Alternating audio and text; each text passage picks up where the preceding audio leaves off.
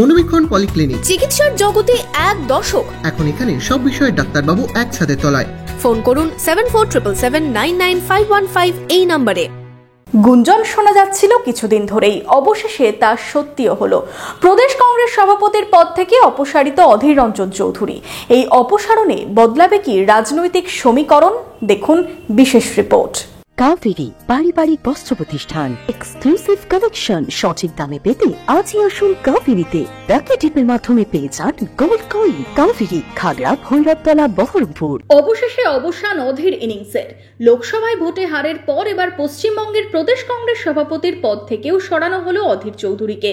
তৃণমূল নেত্রী মমতা বন্দ্যোপাধ্যায়ের বিরোধিতার জন্য পরিচিত অধীরকে সরিয়ে রাজনীতিতে কি বার্তা দিল কংগ্রেস? উঠছে প্রশ্ন। অধীর অপসারণে কার্যত উচ্ছ্বসিত তৃণমূল। অধীরকে মুর্শিদাবাদের সভাপতি বলে কটাক্ষ তৃণমূলের। মুর্শিদাবাদ প্রদেশ কংগ্রেসের সভাপতি যিনি ছিলেন, তার একটি কাজ ছিল, সকাল থেকে উঠে রাত্রি পর্যন্ত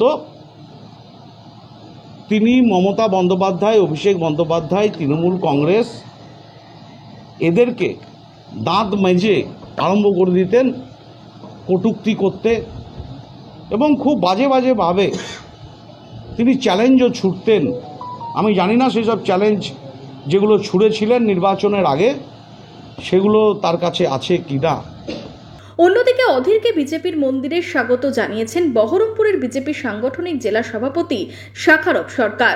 ওনাকে সম্পূর্ণভাবে আমরা প্রাক্তন দেখতে চাই না। উনি প্রাক্তন সাংসদ হয়েছেন, তারপর প্রাক্তন রাজ্য সভাপতি হয়েছেন। প্রাক্তন রাজনীতিবিদ হিসেবে আমি দেখতে চাই না, কারণ ওনার রাজনীতিতে এখন অনেক কিছু দেয়া আছে। ভারতীয় জনতা পার্টি একটা রাজনৈতিক মন্দির, আর স্বাভাবিক কারণে রাজনীতির শেষ প্রান্তে এসে পৌঁছেছেন অধীরবাবু। অতএব এই বার্ধক্য অবস্থায় মানুষ মন্দিরে যান, আশ্রমে যান একটা পবিত্রতা গ্রহণ করতে, যাতে তার পরবর্তী জীবন তার শান্তি পায়।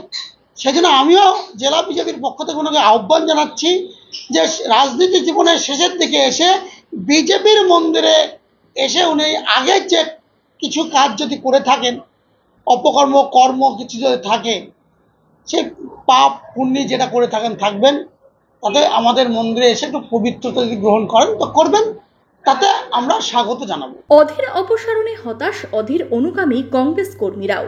প্রশ্ন উঠছে, এবার কি বদলাবে কংগ্রেস তৃণমূল সম্পর্ক? যদিও সান্ত্বনার বাণীও শোনা গেছে কংগ্রেস নেতাদের মুখে। অধীর চৌধুরীর সময় যখন লোকসভা ভোটের পরেও নতুন করে একটা আন্দোলন শুরু হয়েছিল, তখনও এই রদবদল, যারা শুভাকাঙ্ক্ষী, যারা অধীর চৌধুরীকে দেখে আন্দোলনে সামিল হয়, অধীর চৌধুরীর বক্তব্য যাদের ভালো লাগে, তাদের মনে একটা আঘাত হয়তোবা লেগেছে। কিন্তু এটা সর্বভারতীয় দল, এখানে কে কোন পদে থাকবেন এটা সর্বভারতীয় নেতৃত্ব ঠিক করে। অধীর চৌধুরী তৃণমূলের বিরুদ্ধে যে লড়াই, এই লড়াইয়ে যারা ভালো লাগে, যারা এই আপসহীন লড়াইটা লড়তে চান, তাদের মনে হয়তো বা প্রভাব পড়লেও পড়তে পারে। একটা মনে যদি কোনো কিছুর প্রভাব পড়ে, আপনার দেহে যদি কোনো একটা আঘাত লাগে, আপনি তো বলতে পারবেন না যে আমার ব্যথা হবেই না, এটা তো জোর গলায় বলতে পারবেন না, তাই ব্যথা হতেই পারে। রাজনৈতিক বিশ্লেষকদের অভিমত, তীব্র মমতার বিরোধিতার জন্যই সরানো হলো অধীরকে। এবং গোটা পশ্চিমবাংলায় তৃণমূল বিরোধী মুখ কিন্তু একটাই ছিল, সেটা হচ্ছে অধীর চৌধুরী।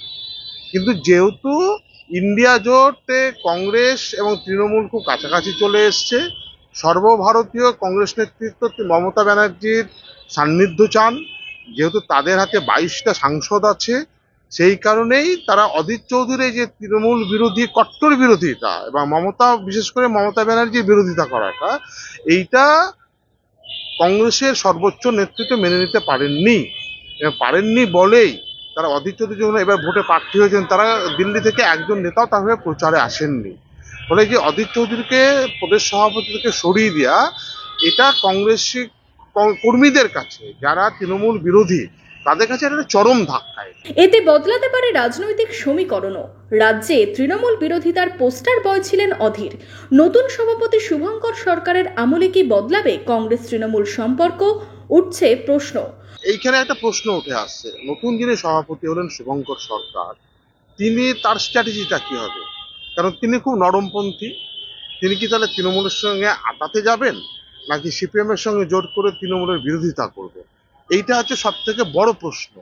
যদি তৃণমূলের সঙ্গে বিরোধিতায় না যান, তৃণমূলের সঙ্গে যদি আটাতের সম্পর্কের জায়গাটা চলে যান, তাহলে এই যে মুর্শিদাবাদ সহ পশ্চিমবাংলার যে বিভিন্ন কংগ্রেসীরা যারা তৃণমূলের হাতে অত্যাচারিত হন বলে অভিযোগ ওঠে, তারা কিন্তু আস্তে আস্তে হতাশ হয়ে পড়বেন এবং তারা ভাববেন যে আমরা তারা কোন পলিটিক্সে যাব, তাহলে কি আমরা কংগ্রেসে থাকবো, নাকি কংগ্রেস ছেড়ে তৃণমূলেই চলে যাব, না কংগ্রেস ছেড়ে আমরা বামপন্থী দলে চলে যাব।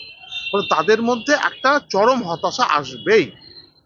একই সঙ্গে এই যে অধীর চৌধুরীর এই মুহূর্তে একটা রাজনৈতিক অস্তিত্বের সংকট দেখা দিচ্ছে। অধীর চৌধুরীর নেতৃত্বে চলা কংগ্রেসের সঙ্গে জোট বেঁধে রাজ্যে বিধানসভা ভোট, লোকসভা ভোটে লড়েছে সিপিএম নেতারা যদিও কংগ্রেসের নেতা বদলকে আমল দিতেই নারাজ। আমাদের যে জোটের বা এই যে সমঝোতা নির্বাচন, সেই নির্বাচনে কি প্রভাব পড়বে না পড়বে এটা বড় কথা নয়। আমাদের প্রতিটা নির্বাচনের মধ্যে দিয়েই তখন কি হবে সেই নির্বাচনে সেটা ঠিক হয়। ফলে এখনই এইসব নিয়ে কোনো মন্তব্য নিষ্প্রয়োজন। আর এটা আমাদের পার্টির পক্ষ থেকেও কোনো মন্তব্য না করাই ভালো। তার কারণ হচ্ছে নিজস্ব দলের ব্যাপার, তাদের নেতৃত্ব পরিবর্তন হতেই পারে। অধীর চৌধুরীকে কি রাজনৈতিক পুনর্বাসন দেবে কংগ্রেস হাইকমান্ড? বদলাবে রাজ্যের রাজনৈতিক সমীকরণ? নজর রাজনৈতিক মহলের।